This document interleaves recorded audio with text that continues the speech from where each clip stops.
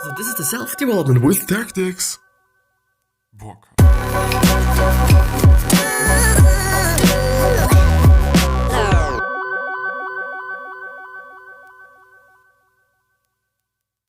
So, this is gonna be about how to become a self-made millionaire, according to this article from the cnbc makeit.com website that I just been viewing before. And yeah, more after the intro, as always, as every day. But it is amazing. I like it. I love it. And this is why I do it. And with that being said, hello, welcome back to the next episode of the Self-Development with Tactics podcast. And as you can see, there is just some sort of a cloth just in front of my quote-unquote microphone, because it is not a microphone. And it is there. I do just remember to turn off everything on my phone.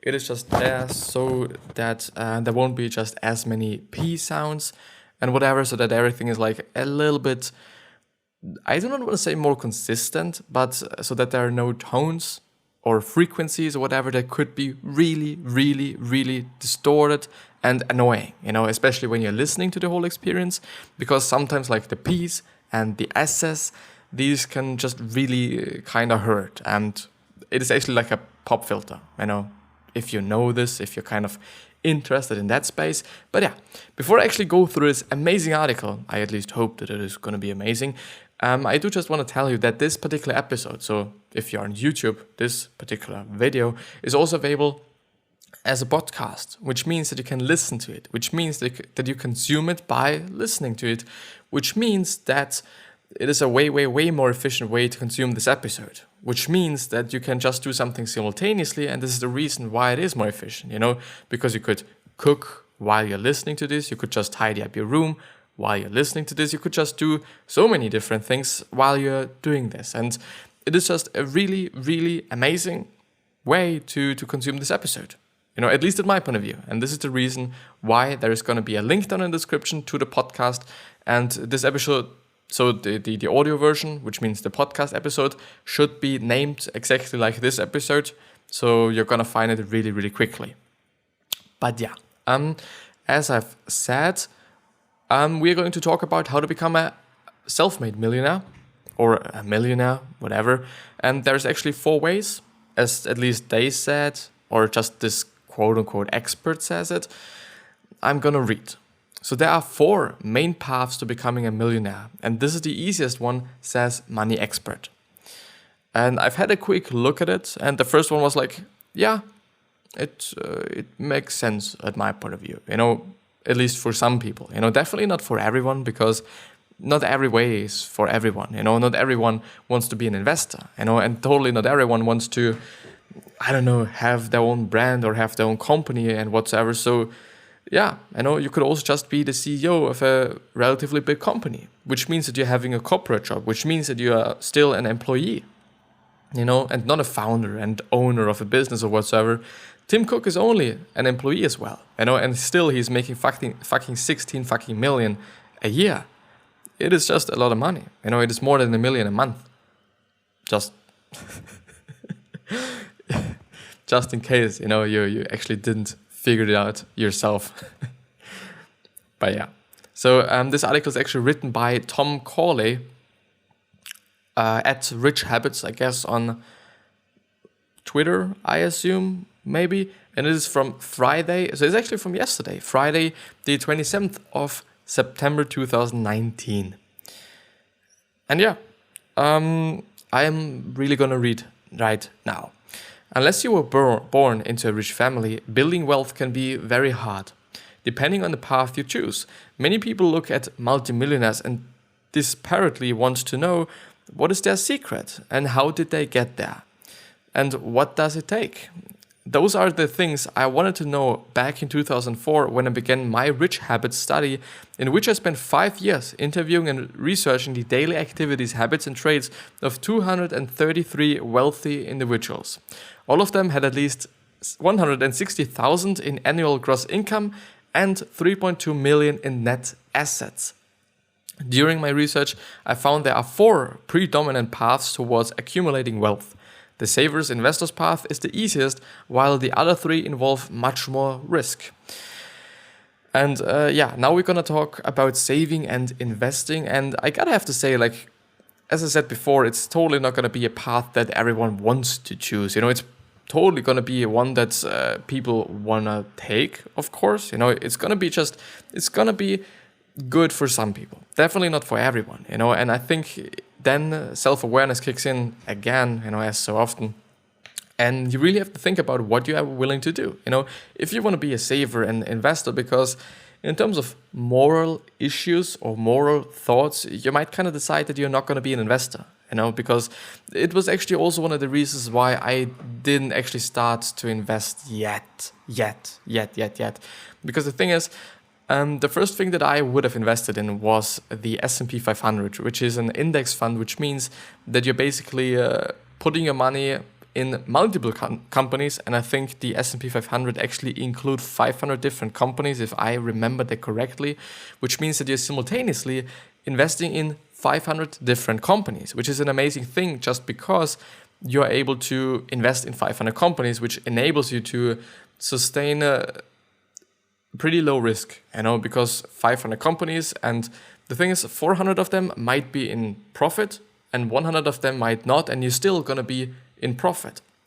But if you're just only investing in one company, it is like, okay, chances are good that they're going to make some profit, but chances are also very, very good that they're going to just lose some money and that the stock prices are going to fall down, which means that you're going to lose some money. So in the end, it is really not that risky as other options and as other ways to invest, I have to say. But it might not also be just one of the things that some want to do. Some people want to have high risk and high reward, and this is more like medium risk, my point of view, medium risk and medium reward, because of course the reward might be it might only work out, I think, in compound interest, which means that you're just doing it over decades, so that you're accumulating your wealth through time, basically, and through investing, of course. But it takes a lot of time, and this is then the point. But let's actually see what they're saying. What they're saying you should be doing as an investor, or saver and investor, as they say. I, by the way, hope that the audio is a little bit better with this one, and I do hope that it is not disturbing, because sometimes, obviously, when I'm just speaking, there's going to be some wind, and also when I'm laughing. And I do hope that this is going to just take some of the wind out, and so that the sound is just better. Because I assume, especially for the podcast listeners, it is very disturbing if I'm laughing, because then of course there's going to be the wind sound in the microphone, or the microphone's going to pick up that sound, or this windy thing, and it's not going to be that good. It's really not going to be that good. But let's actually see what they are saying. Just less than 22% of the millionaires in my study choose to take the saver and investor path. Not only is it the easiest way to build wealth, but if you start early, it almost always guarantees a lot of money. And as I said before, it is about compound interest, which means that you're going to do it over decades. And SC also confirmed that or validated that. The saver investor in my group reached their first 1 million around their mid to late 30s and accumulated on average net worth of 3.3 million by their mid 50s. They also had 4 things in common. They typically had a middle class income. Many reached a 6-figure salary early in their career, and if they didn't, they lived very frugally.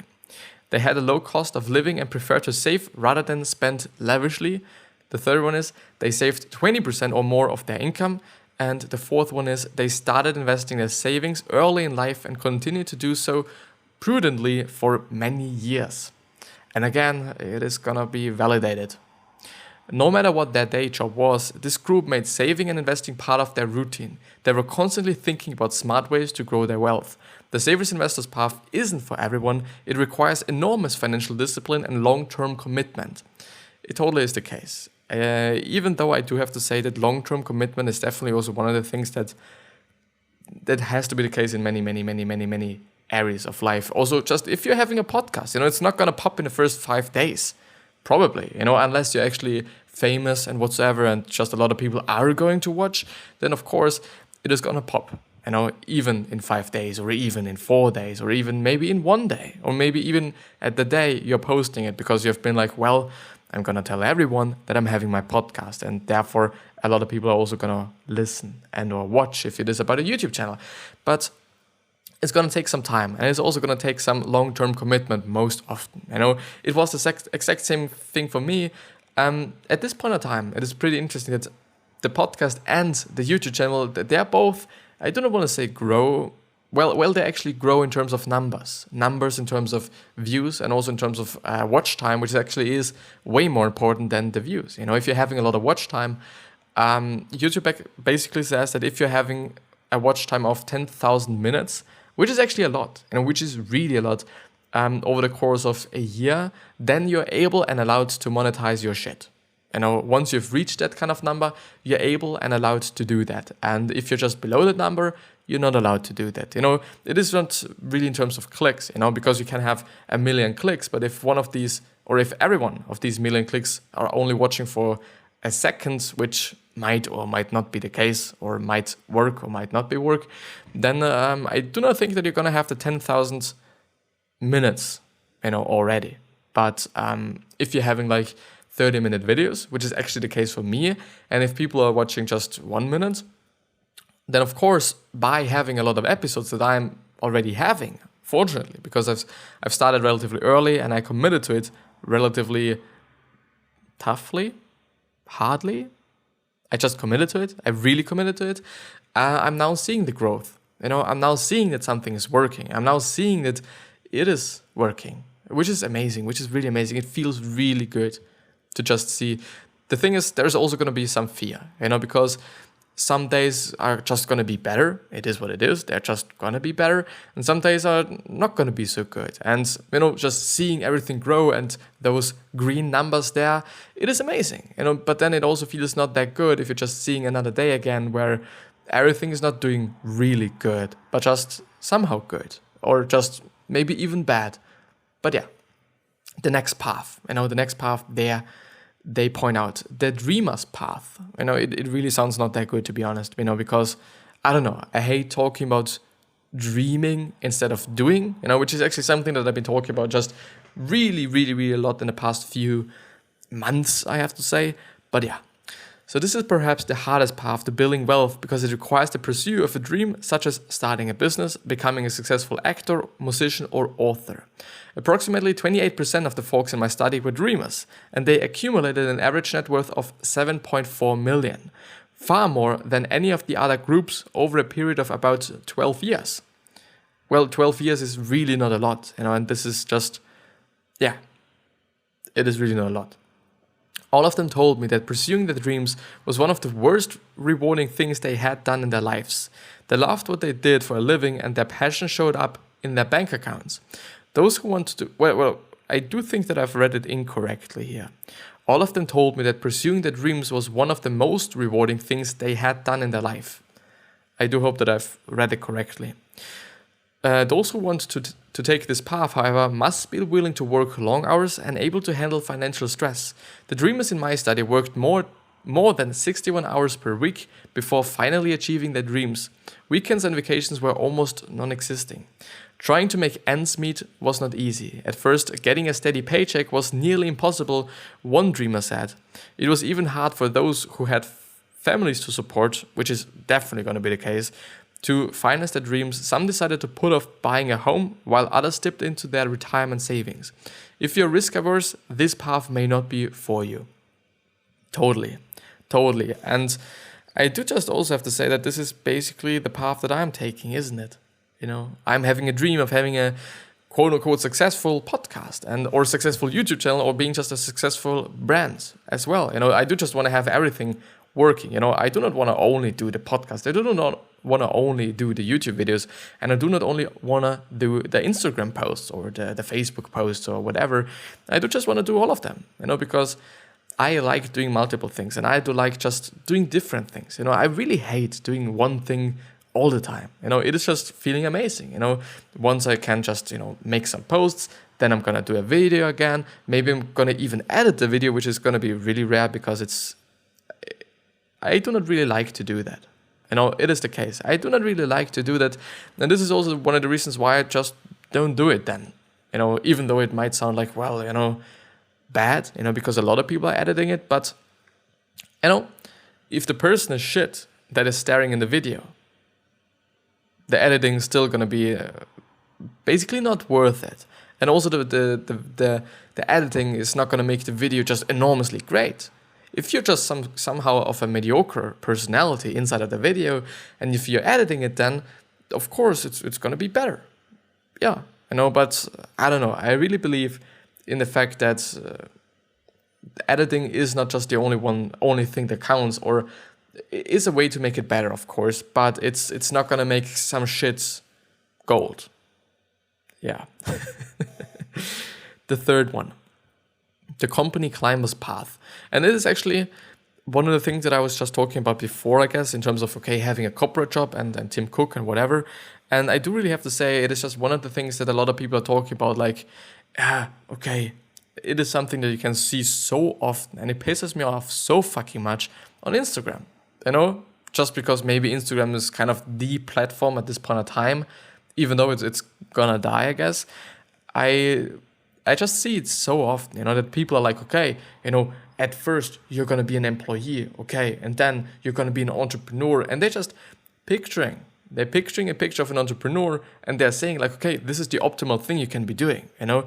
The best thing you can be doing in your life is being an entrepreneur, and this is the kind of only way to just be rich and get what you want and be successful and whatsoever, which means you have to be a fucking entrepreneur. But I gotta have to say, it is not the truth. It really is not the truth. You know, you could also just be an employee, as they say, or Tim Cook. Tim Cook is also just an employee, just quote unquote. Like, of course, he's the CEO of fucking Apple, you know, one of the companies that are making the most money. And of course, he might not be the richest person in the world, even though Apple is one of the richest companies. But still, he's making a really great living.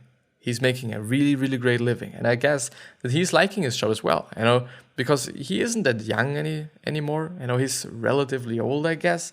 I don't know how old he is. I can check that afterwards.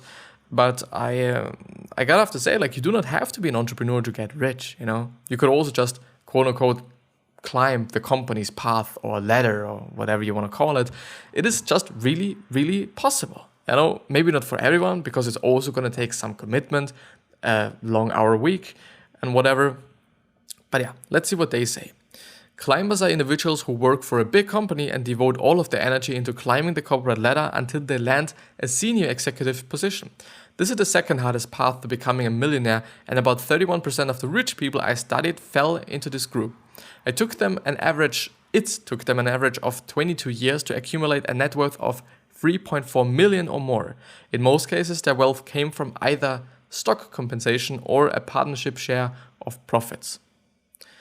Well, I gotta have to say that, you know, if it is about stocks, isn't it then also just investing? Well, not really, but it's, well, never mind.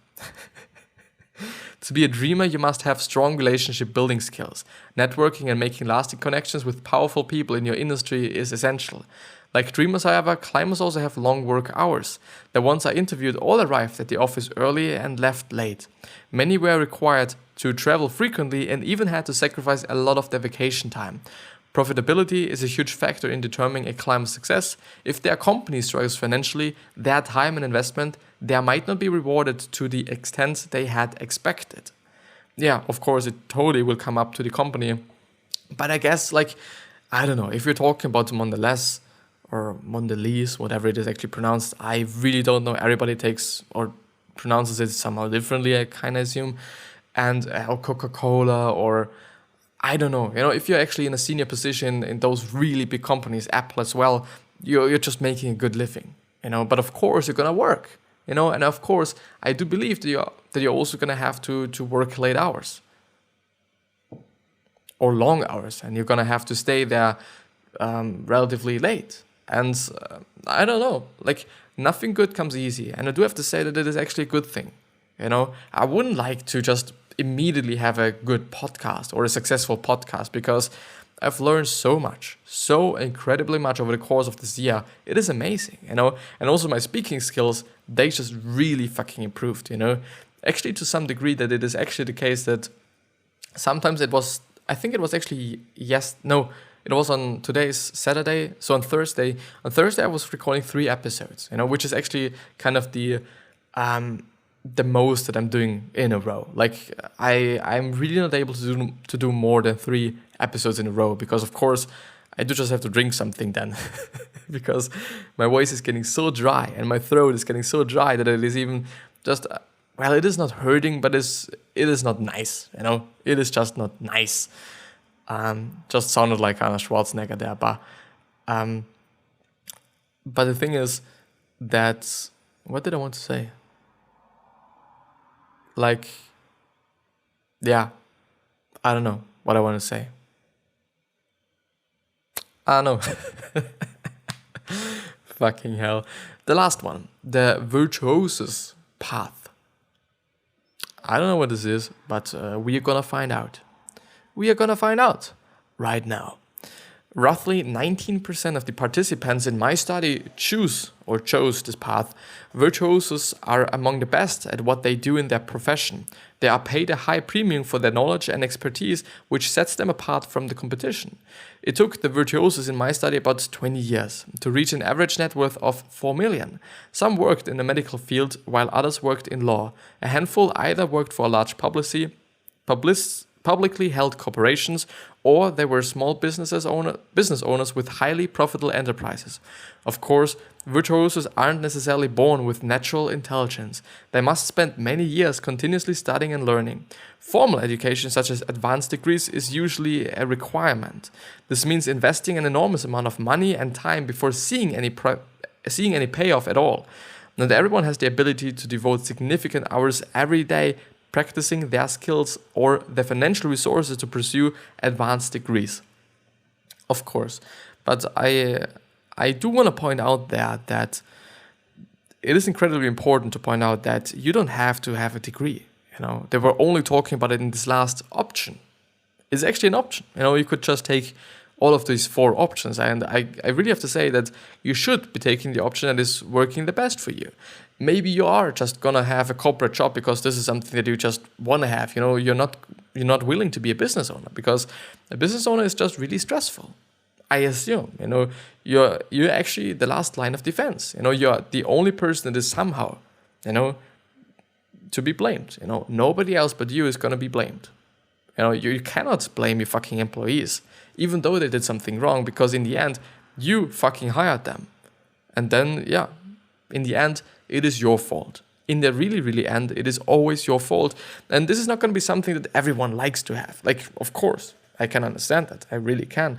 And therefore, some people are going to just use or choose the corporate job option, which is definitely okay. It is really fine. And some people are just going to take the investing and saving option, and those people that are having like issues with moral questions, maybe, because I think I actually didn't end the point there, or I wasn't actually explaining the point why I thought that. If you're actually investing in 500 companies at a time, there's also going to be one company just in those 500 or in this group of 500 that is doing really not good for humanity. Maybe there's child labor. Who knows? Who really knows?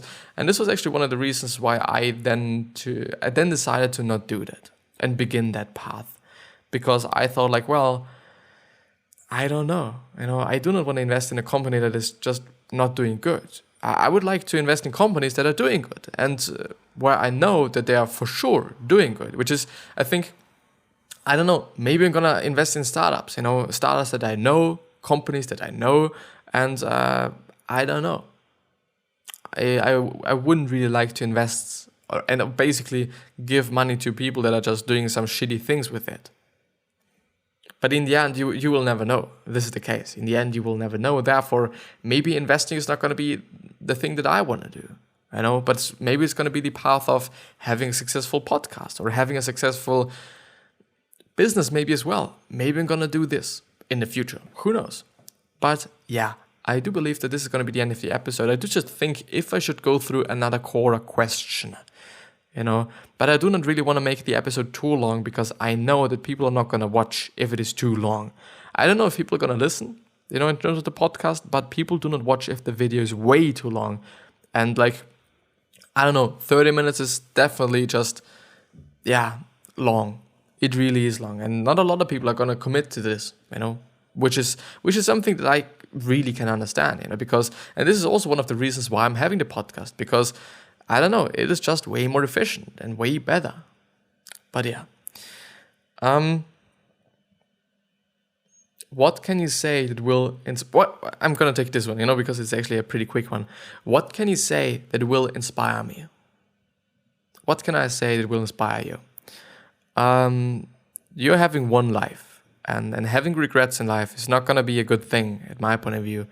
And surrounding yourself with people that you don't like is also not going to help, because you're having one life, and you should live a good life, and you should live a happy life. The thing is, I do also have to say that you should still go for long-term options, because of course, when I'm saying like, okay, you're living once and whatsoever, a lot of people are going to think like, well, yeah, therefore I'm going to drink a lot of alcohol and I'm going to fuck all the bitches there.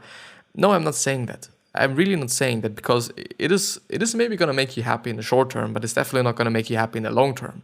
I assume, at least, especially if it's just leading to a lot of health issues and whatnot, then it's definitely not going to be a happy life in the end, So think about the short term. Of course, have good life in short term as well, But also think about the long term. Also think about, just think about the long term and go for your dreams. Even though your dreams might take 20 years, it's going to be worth in the end. It's going to be just a really great path. This is what I'm seeing. This might take me an additional 2 years or something until I can actually live off of it. It could be the case, but it's been a great path. It's actually been a great path up to now. It's been a really, really great journey. I liked it. I loved it. It's just amazing. It really is. So please go for your dreams. You're living once, and still go for the long term.